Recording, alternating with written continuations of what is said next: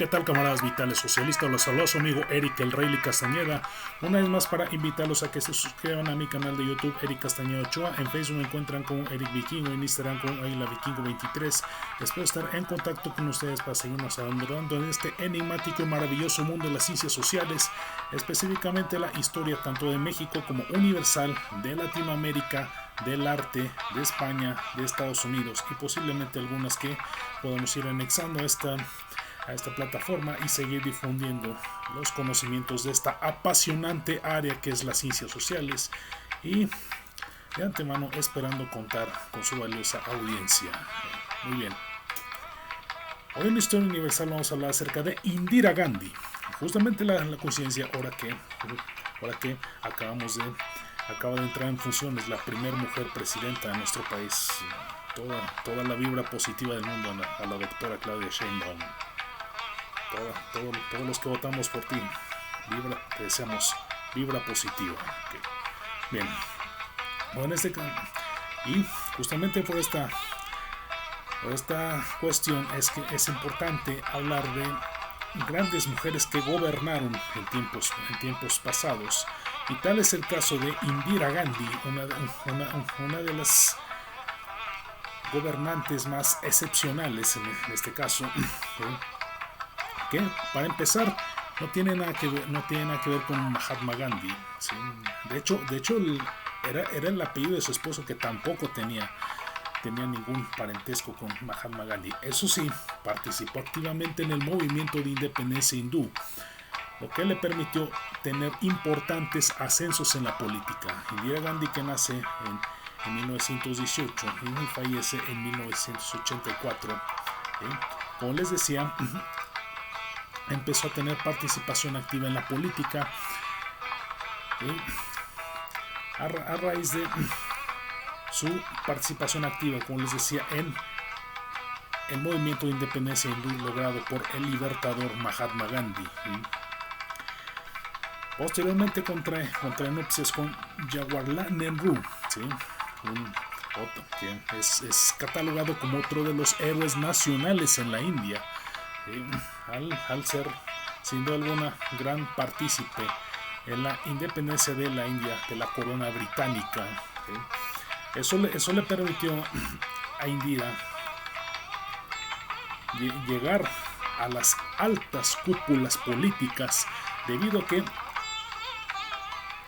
fue la gran compañera principal, debido a que acompañaba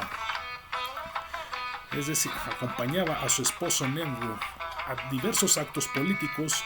Eso le permitió ir ganando popularidad, le permitió ir ganando ciertos roces políticos, y al mismo tiempo la política de Nehru, al convertirse en primer ministro de la India, de crear un aparato político controlado solo por familiares, ¿sí? Ahí estamos observando un caso de nepotismo, porque Nehru, esposo de Indira, buscaba de una u otra manera, al salir él, lo sucediera, ya sea su esposa o alguien de su familia, y después de su esposa sería uno de sus hijos. Es como se ha manejado el sistema político hindú. Entonces eso permitió que a la postre, incluso ciertas situaciones que se presentaron, porque de hecho su esposo Nehru fallece. Entonces naturalmente, como dijera el Tuca, naturalmente le correspondería el cargo a su esposa Indira. Sin embargo, el Congreso indio había nombrado a un interino, pero misteriosamente fallece, y justamente Indira asciende como primer ministra hindú. Eso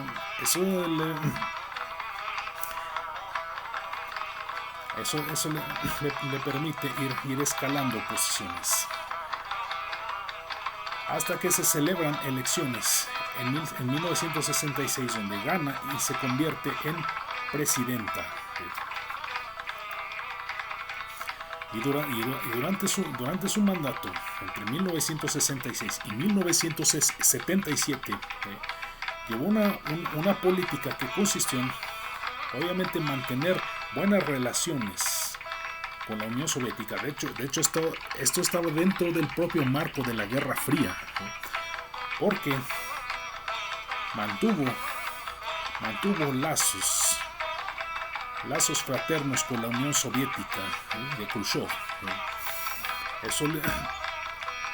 Y obviamente una distante relación con Estados Unidos, ¿sí? Lo que recrudecía aún más la Guerra Fría, ¿sí? De hecho el entonces mandatario estadounidense Richard Nixon, de hecho de eso hablaremos en Historia de Estados Unidos. Así que ni a Indira le agradaba a Nixon, ni mucho menos a Nixon le agradaba a Indira. O sea, de hecho, Nixon se refería a Indira Gandhi como la vieja bruja, de hecho. De hecho, a decir verdad, Nixon era otro Trump, era el Trump de esa época, por cierto. Entonces, eso le permitió el romper todo tipo de relación con Estados Unidos. Le permitió a Indira llevar a cabo su proyecto de industrialización del país, industrialización de la India, lo cual consistió en dos revoluciones, la Revolución Verde y la Revolución Blanca. La Revolución Verde consistió en que se le dio impulso al campo y con ello los agricultores catapultaron lo que es la producción de hortalizas, con lo cual la India se convertiría en un importante productor y exportador de hortalizas. Y la Revolución Blanca, justamente porque los ganaderos se catapultarían que la India también se convirtiera en importante productor de lácteos. Y por eso el término Revolución Blanca. Entonces, con eso se dio el proceso de industrialización del país, con lo que incluso resolvería la crisis alimentaria que enfrentaba la India antes de su llegada al mando presidencial. Eso permitió entonces un importante desarrollo alimentario, más que todo, ¿sí? Pero ese es el lado bueno. Está el lado opuesto, ¿sí? En la cual Indira censura toda clase de aspectos, ¿sí? Censura la libertad religiosa, ¿sí? Censura también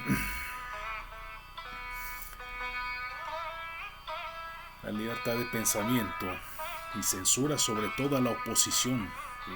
Esto provocó que en su intento de reelección en 1977 Indira perdiera las elecciones presidenciales ante Mohari Desai, quien se convertiría en el nuevo presidente de la India. Y la situación es que se convertiría en el nuevo presidente de la India hasta que posteriormente se celebraran nuevas elecciones. De hecho, el gobierno de Mohari Desai colapsó también. Aparte de que en su partido, en su asociación política, Mohari Desai vio una enorme división, ese divisionismo. Ahora sí que Indira aplicó la de divide y vencerás, y sí, su partido se dividió y eso provocó que Mohari Desai perdiera las elecciones en 1980, y en un intento por conservar esa nueva etapa, nombran a Charan Singh como presidente, y su gobierno colapsa. Y entonces Indira finalmente regresaría para un segundo mandato en 1980. Eso, con ello asume un nuevo mandato, y eso mantendría otro tipo de orden. ¿Sí? De hecho Indira llevó a cabo nuevas políticas de censura. De hecho fue un poco más cruel. Vamos, Indira Gandhi fue digamos como Mao, que si por un lado impulsaba la industrialización y otros aspectos, pero por el otro, si eras opositor, si estabas en su contra, inmediatamente te convertías en su perseguido. Y tal fue el caso de Indira Gandhi, que al suprimir lo que era la libertad religiosa, llevó a cabo la llamada Revolución Azul, pero la Operación Azul, que consistió en la represión de la comunidad Sikh. La comunidad Sikh se trataba de personas practicantes del Sikhismo. El Sikhismo, que era una religión que se centraba en la meditación, y al mismo tiempo era un tanto similar al taoísmo chino. Y de hecho, otra de las nuevas secciones que posiblemente incorporaré sobre historia de las religiones, que es una temática que también se centra verdaderamente apasionante. Pero sí, volviendo a la temática, lo que es la comunidad Sikh, ¿sí? Que fue severamente reprimida por la propia Indira. Y es que la comunidad Sikh, por esa situación, buscaba independizarse del Punjab. El Punjab, que era una región geopolítica,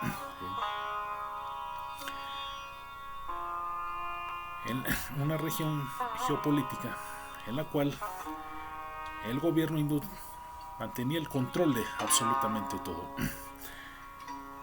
Y la comunidad Sikh era una minoría que buscaba su propia independencia porque se anulaba la libertad religiosa al mismo tiempo. ¿Sí? Y por cierto, me faltaba mencionar que antes de su primer mandato, estaba otra temática de la cual hablaremos más adelante, lo que es la guerra indo-pakistaní, ¿sí?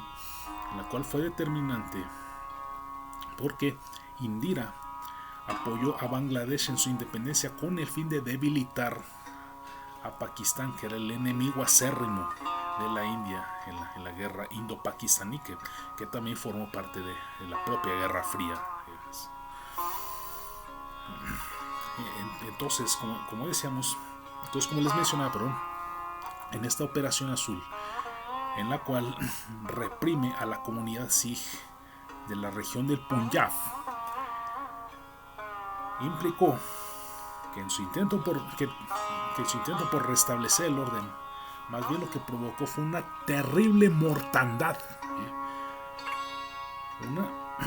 una serie de crueles y cobardes actos de genocidio en contra de la comunidad Sikh, lo cual provocó ahora sí que la caída de la propia Indira Gandhi, quien sería asesinada en 1984, no me lo van a creer, pero a manos de sus guardaespaldas, que eran pertenecientes a la comunidad Sikh. Se infiltraron en ese grupo de seguridad y en el momento indicado la ejecutan de 3 impactos de bala, y con ello Indira Gandhi, que de hecho intentaba un tercer mandato en 1984, de hecho ganó la elección, porque de hecho la popularidad de Indira Gandhi fue verdaderamente bárbara, excepcional, descomunal. Caray, estoy hablando como la estúpida de la Micha, para que vean lo apasionante que es la historia.